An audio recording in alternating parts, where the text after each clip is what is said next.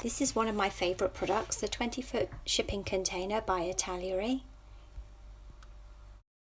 I'm often asked how easy it is to put these kits together, which is why we've made this video. One of the essentials is a decent pair of sprue cutters. These are specially designed for cutting plastic and resin kits without damaging the parts. Everything's pretty standard as far as a kit goes, all on sprues, and you have a set of military style decals should you wish to apply them. First job is to remove the parts from the sprues. Lay the parts out in front of you and check for burrs and excess plastic that needs removing to ensure a good fit.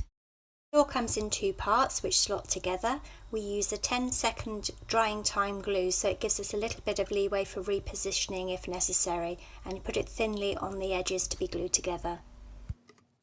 These are the sides all ready to use. Just check that the uprights are the correct ones for the correct side, because they are different. Real test for your cleaning up, because if there are any burrs, these parts just will not fit flushly together. This side will actually take the back of the shipping container. This upright will actually take the door of the shipping container, so just make sure it fits flushly inside the locating lugs. We're now ready to start gluing the sides. Fitting the sides is relatively straightforward. Thin line of glue, don't overdo it. You'll see that there are locating lugs for all the parts, so providing you've done a successful clean-up, you shouldn't have any trouble locking the parts together. The back of the shipping container comes in two separate parts. Having ensured they fit well together, you can now put them into the back of the container individually. Putting in the second door is obviously slightly more fiddly because you've got the first door getting in the way. Now just hold in place until dry. You're now ready to fit your door bolts. They are quite fine and delicate, so I would recommend a pair of tweezers. Once you've pushed them into the locating holes, turn the doors over and then put a blob of super glue over each of the holes. This way you won't get super glue over your hands. Now then put them to one side to dry while you start on the roof. Do a dry run to check the fit. Again, there are locating pins on either side of the roof of the shipping container, which will fit into these little holes on the sides. A blob of glue on the edge will make sure the shipping container sits securely.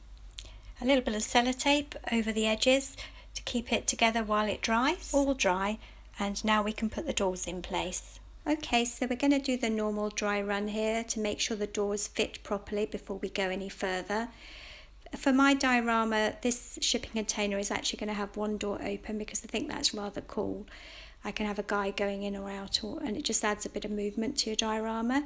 But I've actually seen these used for so many different things. They're so versatile. They can be site offices, they can be tool sheds, they can be storage facilities.